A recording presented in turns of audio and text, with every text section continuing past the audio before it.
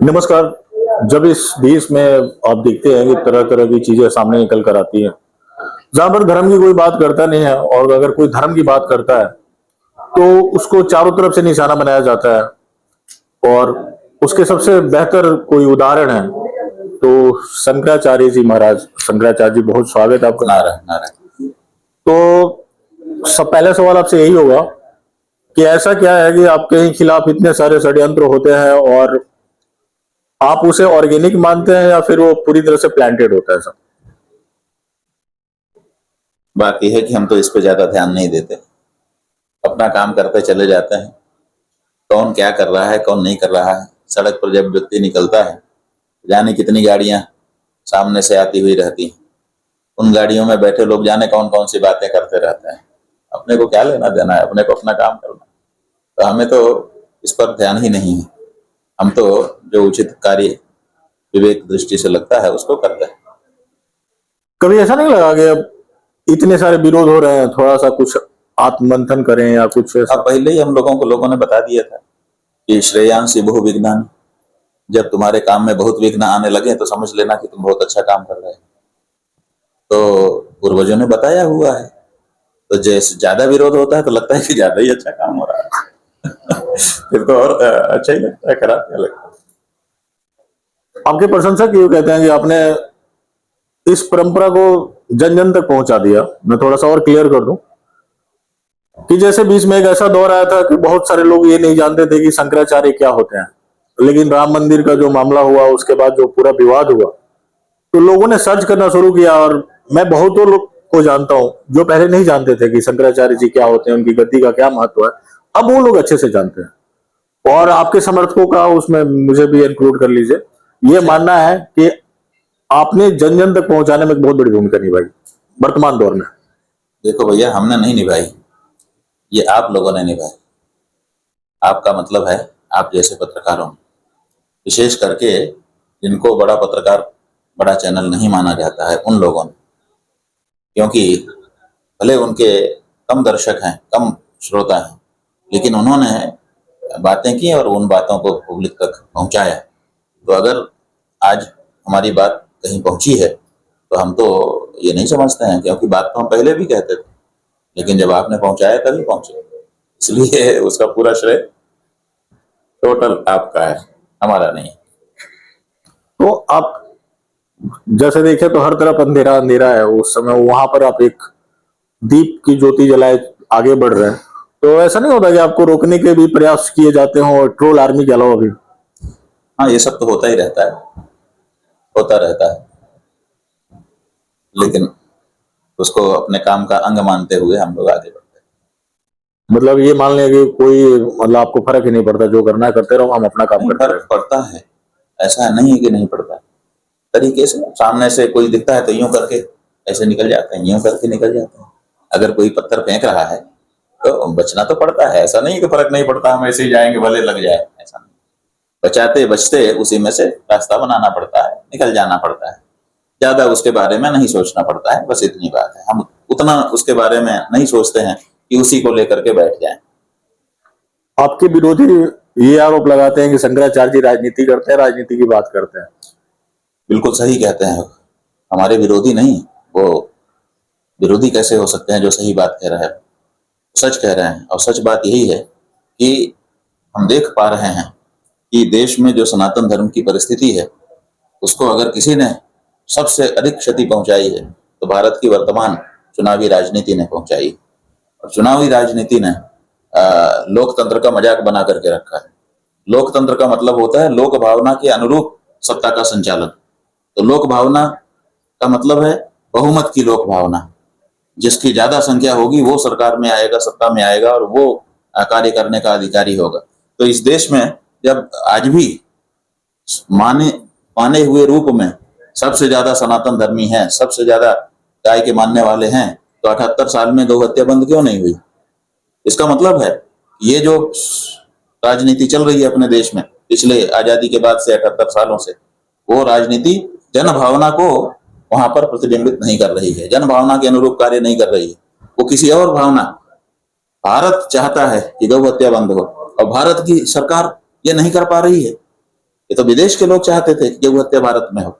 अगर आजादी के बाद भी भारत में गौ हत्या बंद नहीं हो रही है, इसका मतलब मानना पड़ेगा, प्रमाणित हो रहा है कि भारत की सरकारें विदेशों के कठपुतली बनकर के काम कर रही हैं। तो राजनीति ने हमारे धर्म को क्षति पहुंचाई है और इसलिए हम राजनीति से निष्क्रिय नहीं हो सकते। ये बहुत बड़ा दुष्प्रचार है बंधु कि अरे संतों का राजनीति से क्या लेना देना, सज्जनों का राजनीति से क्या, तो क्या राजनीति गुंडे बदमाशों के लिए बनाई गई है? अगर कोई संत राजनीति में कुछ हो रहा है और उस बारे में कोई बात अपनी कहता है, क्या उसको कहने का अधिकार नहीं है? क्या शंकराचार्य भारत के नागरिक नहीं है? और क्या उनके धर्म को क्षति पहुंचाने वाले कानून आप एक के बाद एक बनाते चले जाओ, वो बोले भी ना? ये कौन सी परिभाषा कर दी गई है? और ये कौन सी हमारी महत्ता हो जाएगी कि हम चाहे जो करे राजनीति हमारी, हम आंख बंद करके पड़े रहेंगे और समर्थन करते रहेंगे? ये हमसे नहीं होता है। और इसीलिए राजनीतिक रूप से हम अपने सनातन धर्मियों को सचेत करना चाहते हैं, तो राजनीति तो करनी ही पड़ेगी ना। तो इसलिए वो ठीक कह रहे हैं, गलत नहीं कह रहे। तो आप धर्म के साथ साथ हाँ, ये जरूर है, में भी बदलाव लाना चाहते हैं। ये जरूर है कि हम सीधे राजनीति में नहीं हैं, लेकिन राजनीति को प्रेरणा जरूर दे रहे हैं और चाहते हैं कि अगर ये देश सनातनी है तो यहाँ सनातनी राजनीति होनी चाहिए, सनातनी विचारधारा को राजनीति में प्रश्रय होना चाहिए।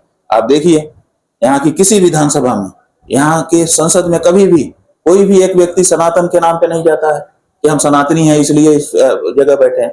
देश में 80 करोड़ सनातनी हैं और उनका एक रिप्रेजेंटेटिव संसद में नहीं है। क्यों नहीं है? थोड़े से एंग्लो इंडियन हैं पुदुचेरी में, राष्ट्रपति जो है एंग्लो इंडियन को वहां पर नामित कर देता है कि कब कब थे एंग्लो इंडियन यहाँ पर, आज भी नामित होते चले जा रहे हैं। और खेल के कोटे से, कवि के कोटे से, अमुक कोटे से सब जा रहे हैं। क्या 80 करोड़ सनातन धर्मियों की तरफ से वहां कोई नहीं होना चाहिए? क्या जब कोई कानून बने तो सनातन धर्म की ओर से बोलने वाला वहां नहीं होना चाहिए? और अगर ये बात हम कह रहे हैं और लोग कह रहे हैं कि राजनीति कर रहे हैं, तो कह सकते हैं, क्योंकि हम तो चाहते हैं कि संसद में सनातन धर्म के मानने वाले, सनातन धर्म की विचारधारा को प्रस्तुत करने वाले लोग रहना चाहिए। क्या खराबी है इसमें? वो भी देश की एक हकीकत है। आप एक की बात कर रहे हैं और यहाँ पर एक बहुत बड़ी आबादी है जिसको लगता है कि आज मौजूदा जो सत्ता है उसी की वजह से सनातन धर्म में अगर वो ना रहे तो सनातन धर्म समाप्त हो जाएगा। भाई सनातन धर्म तो समाप्त हो जाएगा उनके रहने से।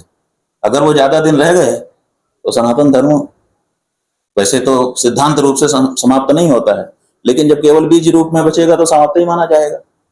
तो ऐसी परिस्थिति है कि यही तो सत्ता है जिसके समय में गौमांस का निर्यात बढ़ गया है। यही तो सत्ता है जिसके समय में समलैंगिकता कानून बन गई है। यही तो है जिसमें बेविचार को अमली जामा पहना दिया गया है। यही तो है जिसके समय में मंदिर तोड़े जा रहे हैं, मूर्तियां फेंकी जा रही हैं। यही तो है जिसके समय में वर्णाश्रम धर्म के बारे में कोई बात नहीं कर रहा। यही तो है सरकार जिसके समय में राहुल गांधी ने सदन में, संसद में खड़े होकर के मनुस्मृति का अपमान कर दिया और कोई एक अक्षर नहीं बोल पाया। इनसे हिंदू धर्म की रक्षा होगी? किसी को भ्रम हो जाता है, भ्रम के कारण कोई कुछ मान रहा हो, लेकिन जो वास्तविकता है उसको आखिर कब तक छुपाओगे? वो तो कभी ना कभी किसी न किसी तरह से निकलेगी। एक कैटेगरी है बाबाओं की जिनको सरकारी बाबा कहा जाता है। वो सरकारी बाबा मतलब वो सरकारी संरक्षण वाले बाबा होते हैं, मैं नाम किसी का भी नहीं लूंगा। वो कहते हैं कि जात पात की करो विदाई, हिंदू हिंदू भाई भाई। क्या आप उसी से सहमत है कि जो देखिए, आपने दो बात कही। बाबाओं के बारे में आपने कहा कि कुछ सरकारी है। देखो, बाबा सरकारी नहीं होना चाहिए, बाबा असरकारी होना चाहिए। असरकारी के दो अर्थ हैं। असरकारी, सरकार के प्रभाव में ना आता हो एक, और दूसरे असरकारी, असर डालने वाला होना चाहिए। तो ये जो बाबा है ना, ये सरकारी हो सकते हैं, असरकारी नहीं, इनका कोई असर नहीं। इन्होंने कहा जात पात की करो विदाई, अपने घर से नहीं विदा कर पा रहे, दूसरी जगह की तो दूर बात है। क्योंकि आप कैसे विदाई करेंगे? जात पात की विदाई करना कठिन काम, सरल काम है। केवल रास्ते पर बैठ करके आप भोजन कर लोगे सड़क पर, इससे क्या सिद्ध हो जाता है? उन्होंने जो यात्रा निकाली उसमें सड़क पर भोजन करते हुए मीडिया ने बहुत बार दिखाया कि कहीं भी बैठ करके, सड़क पर बैठ करके भोजन कर ले रहे हैं। सड़क पर बैठ करके भोजन कर लेना कौन सी मजबूरी है, कौन सी संस्कृति है, कौन सी सभ्यता है, कौन सा धर्म है? बताइए। तो ये आप क्या सिखा रहे हो? और उसके बाद कितने लोगों ने सड़क पे बैठ के भोजन किया? एक ने भी नहीं किया, क्योंकि सब जानते हैं कि गलत हो रहा है। तो जैसे सड़क पे बैठ के भोजन करना इनका किसी ने स्वीकार नहीं किया, ऐसे इनकी किसी बात को कोई नहीं स्वीकार करेगा। क्यों? क्योंकि ये असर आपकी वाणी में अभी नहीं आया। तो मतलब आपके हिसाब से जात पात होना चाहिए, नहीं खत्म कर देना चाहिए? बात यह है कि जात पात होना चाहिए कि नहीं होना चाहिए, इस पे पहले डिबेट करो। तुम कौन होते हो खत्म कर देने वाले? अगर तुमको खत्म करना है, पहले मीटिंग बैठाओ ना। जैसे आप हमसे पूछ रहे हैं, क्या वो व्यक्ति नहीं पूछ सकता था जो विदाई करने के लिए सभा बुला चुका? वो सबसे बड़ा धर्माचार्य था। वो कौन क्या था कि उसने पूरे हिंदू समाज की ओर से एक निर्णय ले लिया और उसको पब्लिक में लेकर चला गया। अगर जैसे आप पूछ रहे हो वैसे उसको भी तो पूछना चाहिए था, कुछ लोगों से कोई मीटिंग बैठानी चाहिए थी, और फिर उसमें निर्णय होने के बाद वो पब्लिक में जाता। तो वो तो सीधे ही चला गया। अब इस पे क्या विचार होगा? विचार ऐसे थोड़े हो जाता है कि वो बोल दे जो चाहे वो बोल दे और हम बोल दें जो चाहे बोल दें। इसके लिए एक प्रक्रिया होती है, पूरे समाज के सामने विषय को रखा जाता है, फिर उस पर कोटियां आएंगी, प्रश्न आएंगे, प्रतिप्रश्न आएंगे, और फिर वादे वादे जाए थे तो होगा। जब ऐसे वाद होगा तो उससे एक निष्कर्ष निकलेगा। वो जो निष्कर्ष होगा वो समाज में बताया जाएगा कि भाई ये विचार मंथन हो गया है, हो किया गया, इसमें से विष भी निकल गया है, अब अमृत निकला है, ये अमृत आपके लिए है। तब तो उसको जनता स्वीकार करेगी। तो ये प्रश्न ऐसा नहीं है कि बस यूं आया कोई और बस कैमरा चालू किया और हमने बता दिया। ये उन्होंने किया तो भी गलत, हम भी ऐसे करें तो भी गलत। इसलिए ये बड़ा विषय है, विचार करिए। और किस रूप में सही नहीं है, किस रूप में गलत है, सबसे पहले तो इस बारे में आप भारत सरकार को कंसल्ट करिए। भारत की सरकार जन्मना जाति को मानती है। जिस घर में जो माता पिता से जिस बच्चे का जन्म हो जाएगा, तुरंत प्रमाण पत्र दे देंगे कि ये इसी जाति का है, और पूरी जिंदगी उसको उसी जाति में रहना पड़ता है। तो भारत की सरकार ने ये जो विधा बनाई, ये विधा किस परंपरा से, किस शास्त्र से बनाई, पहले उससे पूछिए। और फिर इसमें क्यों इतना उनका आग्रह है, इस बारे में उनसे पूछिए। हमसे आप पूछ रहे हैं, ये तो अब कानून का विषय हो चुका। जो विषय कानून के धर्मशास्त्र के अभी नहीं है, उन विषयों पे बात तो अलग बात है। लेकिन जो कानून बना करके बैठ गए हैं, तो अभी तो ये प्रश्न सरकार से होता है कि आप ये बताइए कि आपने ये जाति जो है जन्मना क्यों बताई है? क्यों पूरे जिंदगी किसी व्यक्ति को एक ही जाति में रहने के लिए आपने विवश किया हुआ है? क्यों जाति के आधार पर आप किसी को देखते हो? क्यों जाति की जनगणना कराते हो?